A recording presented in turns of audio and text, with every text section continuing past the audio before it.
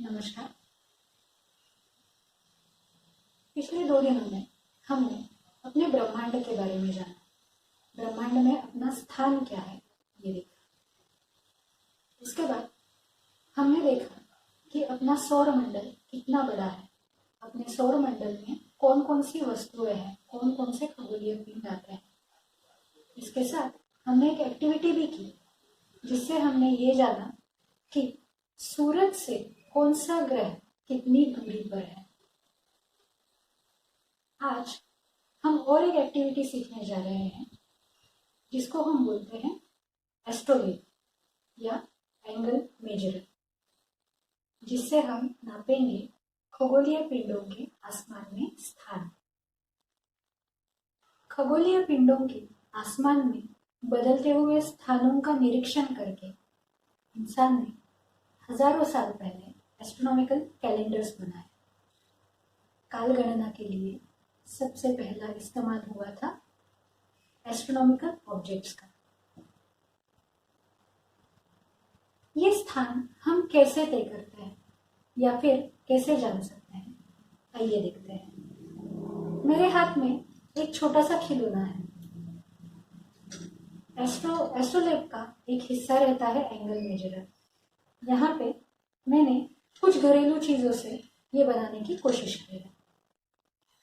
इसमें एक पाइप या एस्ट्रोलेब्स में एक रूलर रहती थी जो अगर हम आसमान में किसी भी चीज की तरफ पॉइंट आउट करें तो उस पे जो एंगल मेजरर या फिर एंगल दिखाने वाली सुई थी वो उस चीज का आसमान में जो एंगल है या फिर क्षितिज से लेकर वो चीज आसमान में कितनी ऊंचाई तक है ये बताती है। यहाँ पे अगर आप देखो तो ये जो सुई है ये हमें अभी जो एंगल दिखा रही है, जैसे ही मैं ये पाइप को ऊपर वाली चीज की तरफ पॉइंट आउट करूं तो ये एंगल धीरे धीरे बदलता हुआ दिखाई देता है। इसका मतलब अभी मैं जो चीज यहाँ से देख रही हूँ वो चीज अपने क्षितिज से इतने एंगल पे आसमान में स्थित है। तो खगोलीय वस्तुओं का आसमान में स्थान देखने के लिए एस्ट्रोलेब्स का इस्तेमाल किया जाता था। उसी के साथ साथ जैसे वक्त एडवांस होता गया एस्ट्रोलेब्स भी एडवांस होते गए, उनमें और कई फीचर्स ऐड होते गए। अगर हम एस्ट्रोलेब्स की हिस्ट्री जानें तो 4थे शतक में हाइपेशा नाम की एक स्त्री गणितज्ञ थे। फिलोसॉफी के साथ साथ वो खगोल विज्ञान भी पढ़ाया करती थी। उन्होंने किसी लेटर में प्लेन सिल्वर पे एस्ट्रोलेब कैसे बनाया जा सकता है इसके बारे में वर्णन किया था।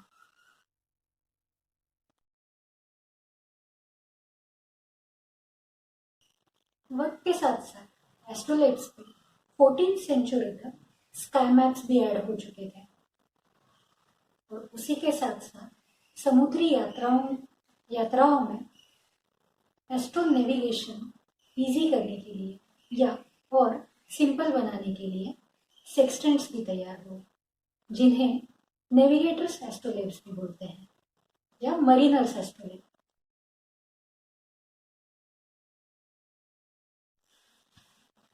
तो अब हम देखेंगे कि ये एस्ट्रोलेब हम कैसे बना सकते हैं। हमारे पास जो जो वस्तुएं हैं घर में, हमारे ज्योमेट्री बॉक्स में, उनका इस्तेमाल करके हम खगोलीय पिंडों का एंगल कैसे मेजर करें, आइए जानते हैं।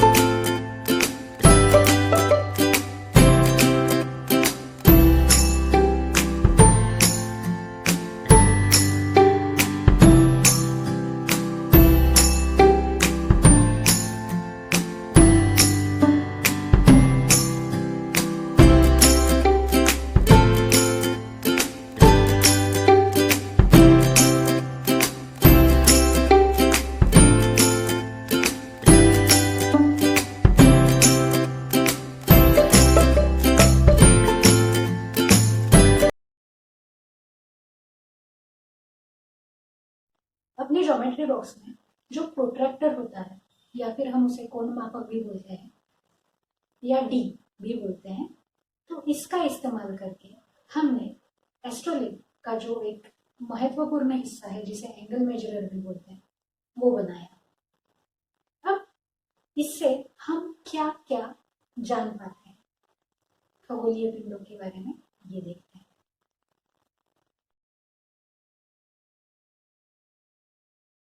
अब अपने एस्ट्रोलेब का जो पाइप है, पेन की जो नली हमने यूज की है, वो अगर क्षितिज समांतर या फिर होराइजन को पैरेलल रखो तो आप देखोगे कि अपना जो एंगल है या फिर अपना जो पॉइंटर एंगल दिखा रहा है वो एंगल 0 डिग्री होगा, यानी 0 डिग्री। इसका मतलब हम क्षितिज से पैरेलल लेवल पे देख रहे हैं। अगर आप शाम को अपने आंगन में जाते हो, बैकयार्ड में जाते हो, टेरेस पे जाते हो या बालकनीज में जाते हो और आपको कोई तारे दिखाई दिए, तो आप इस एस्ट्रोलेब से उन तारों का अपने क्षितिज से या होराइजन से एंगल मतलब अल्टीट्यूड जान सकते हो। इसके साथ साथ हम एस्ट्रोलेब्स का इस्तेमाल लैटिट्यूड जानने के लिए भी कर सकते हैं। जी हाँ, लैटिट्यूड मतलब हम जिस जगह पे रहते हैं, हम पृथ्वी पर हमारा जो स्थान है उसका अक्षांश। अब ये अक्षांश हम एस्ट्रोलेब का इस्तेमाल करके कैसे जानते हैं, आइए देखते हैं। हमारा नॉर्थ पोल जो है वो पॉइंट आउट करता है एक पर्टिकुलर तारे की तरफ। हमारी धरती जो है वो अपने अक्ष के अराउंड घूम रही है। यहाँ पे मेरे पास अर्थ का एक ग्लोब है। इसमें अगर आप देखो तो अगर मैं ये ग्लोब घुमाऊं तो आप देख सकते हो इसका अक्ष जो है वो घूम नहीं रहा है, लेकिन इस अक्ष के अराउंड अपनी धरती घूम रही है। ये अक्ष जो है वो अगर हम आसमान में इमेजिनरी लाइन बढ़ा के एक्सटेंड करें तो उसके ठीक सामने थोड़ा सा दूर एक तारा स्थित है जिसे हम बोलते हैं ध्रुव तारा या पोल स्टार। और अक्ष ऐसा ही होने की वजह से और अक्ष के अराउंड धरती होने की वजह से पोल स्टार हमें हमेशा अपनी जगह दिखता है और वो अपना स्थान नहीं बदलता। जैसे हम धरती घूम रही है और बाकी आसमान को देखेंगे तब हमें दिखाई देगा कि धरती के अराउंड जो स्काई हमें दिखाई देगा उसमें जो भी वस्तुएं होंगी वो राइज और सेट होंगी, सिवाय वो स्टार जो अपने अक्ष के एग्जैक्टली सामने है।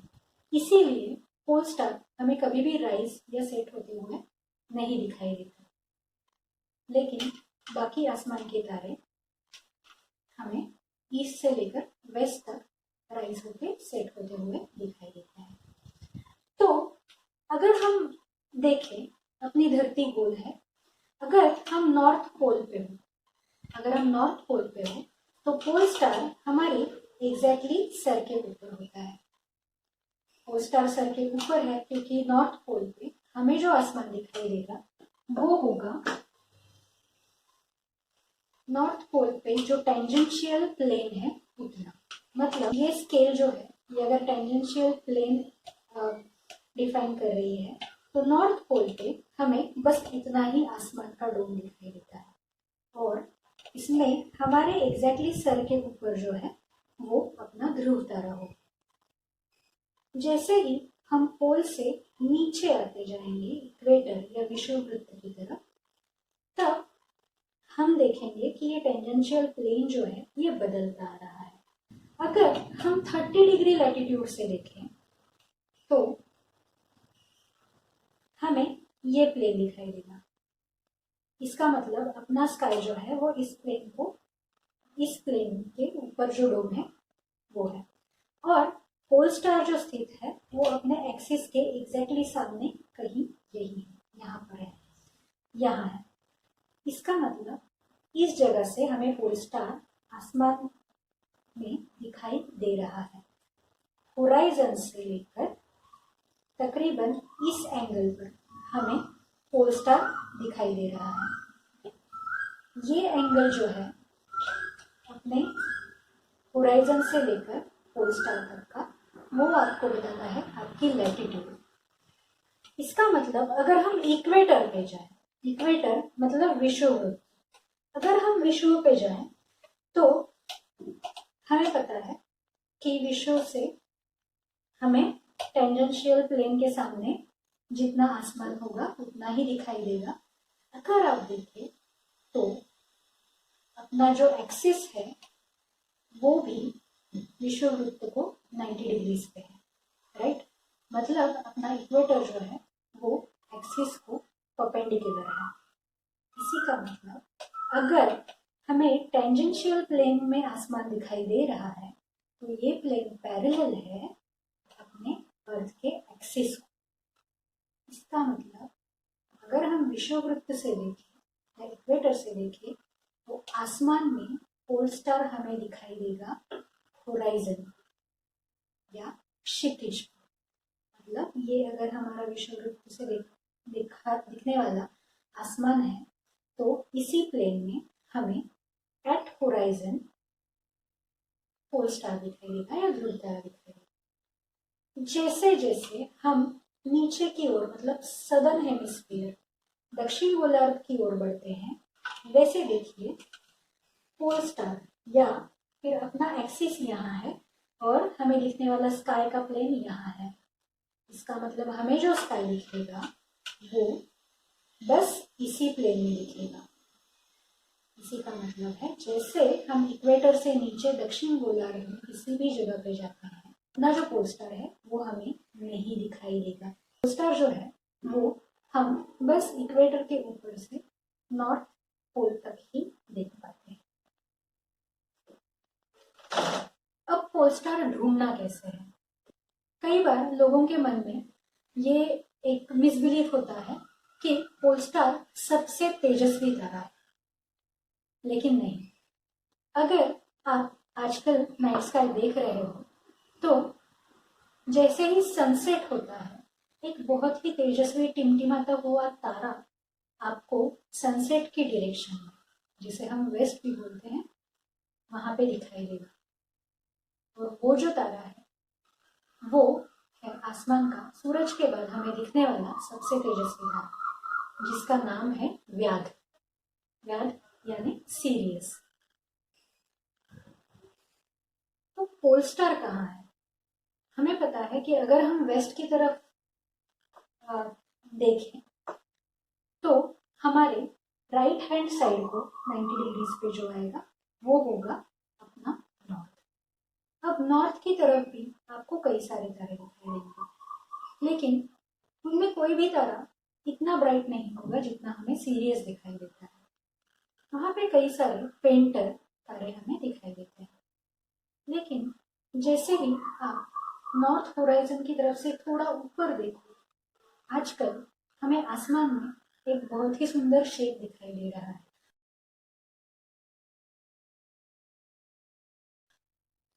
जी हाँ, काइट का शेप, काइट या पतंग, जिसे हम सप्तर्षि के नाम से भी जानते हैं। अर्सा मेजर, बिग डिपर या ग्रेट बियर भी इसे कहा जाता है।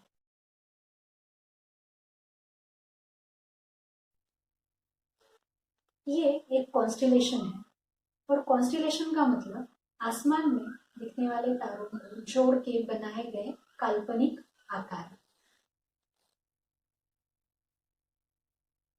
तो जैसे ही आपको ये आकार प्रोमिनेंटली दिखता है, इसका इस्तेमाल करके हम पोल स्टार या ध्रुव तारा आसानी से ढूंढ सकते हैं।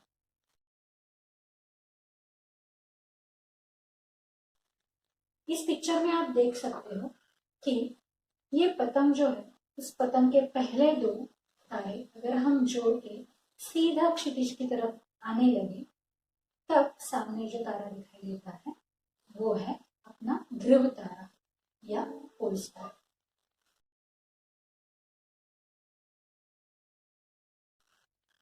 अब जैसे ही आप इस ध्रुव तारे का या पोल स्टार का अपनी जगह से एंगल नापोगे, कोण नापोगे, वो एंगल बताएगा आप जिस स्थान से ये एंगल मेजर कर रहे हो उस स्थान का आपका लैटिट्यूड मतलब अक्षांश।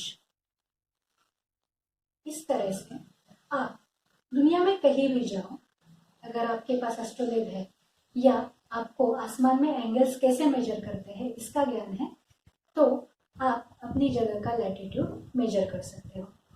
जब हमारे पास जीपीएस वगैरह एडवांस टेक्निक्स नहीं थे या फिर स्मार्टफोन्स नहीं थे, सैटेलाइट्स नहीं थे, तब इंसान तारों का नेविगेशन के लिए इस्तेमाल करता था। आज भी नेवी में एस्ट्रोनेविगेशन नाम का सब्जेक्ट कंपलसरी होता है। कभी भी ऐसा वक्त आ सकता है जब हमारे पास जो इक्विपमेंट्स है, इलेक्ट्रॉनिक गैजेट्स हैं, वो बंद पड़ सकते हैं, कुछ भी गलत हो सकता है। उस वक्त अगर हमें मदद कर सकते हैं तो वो है तारे।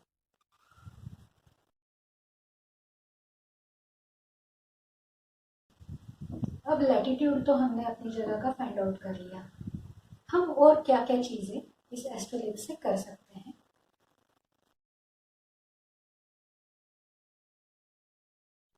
आजकल आसमान में चांद दिखाई दे रहा है।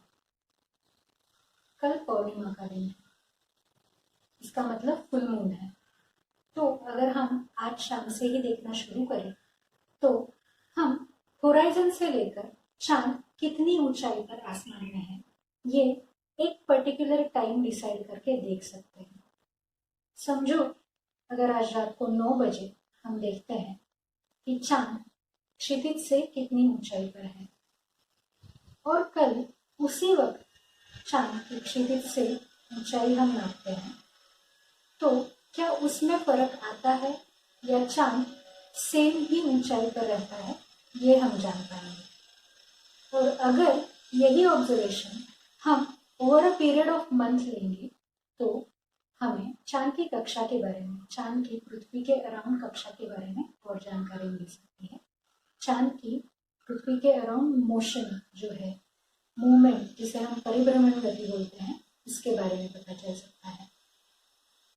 अगर किसी भी अमावस्या से आप शुरू करो और सनसेट के बाद तकरीबन 7:30 बजे का टाइम फिक्स कर लो और हर रोज आसमान में चांद की गति नापो, तो पौर्णिमा के बाद भी चांद किस तरह से आसमान में ट्रेवल करेगा, कौन से समय चांद आसमान में दिखेगा और कौन से समय चांद आसमान में नहीं दिखेगा, ये भी आप प्रेडिक्ट कर पाओगे।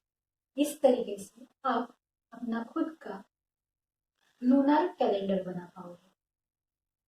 कुछ ही हफ्ते पहले हमें पश्चिम के क्षितिज की तरफ बहुत ही ब्राइट ग्रह दिखाई दे रहे थे।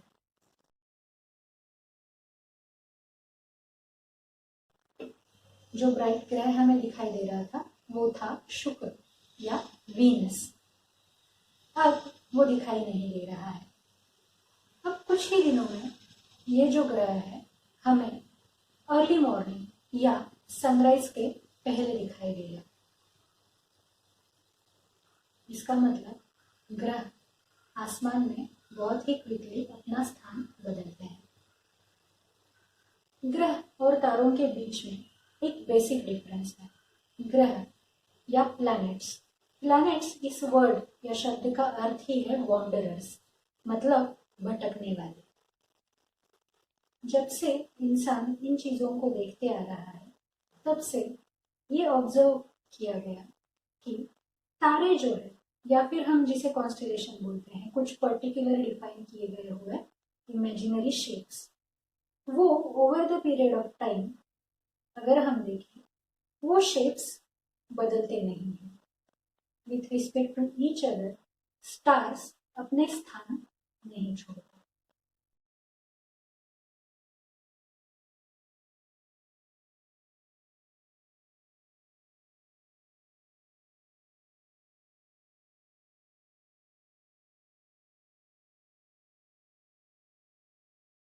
अगर आप पर्टिकुलर पीरियड के लिए ऑब्जर्व करो तो ये वस्तुएं अपनी जगह तारों के सापेक्ष बदलते हुए दिखाई देती है।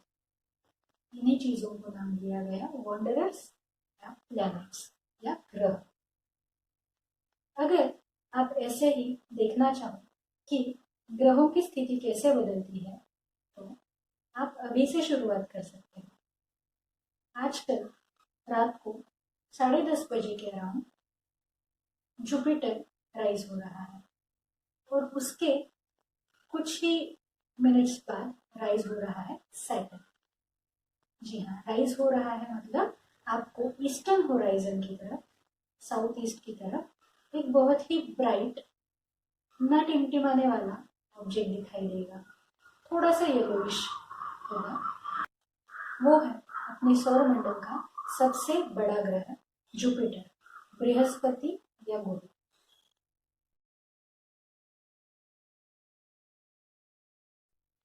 अगर आप आज जुपिटर का आसमान में बाकी तारों के सापेक्ष स्थान देखो या रिलेटिव पोजीशन देखो और कुछ महीनों बाद जुपिटर की उन्हीं तारों से रिलेटिव पोजीशन देखो तो आप ये ऑब्जर्व कर पाओगे कि जुपिटर का स्थान आसमान में बदल गया है, लेकिन वो तारे with respect to each other पहले जो शेप फॉर्म कर रहे थे वही शेप आज भी फॉर्म कर रहे हैं।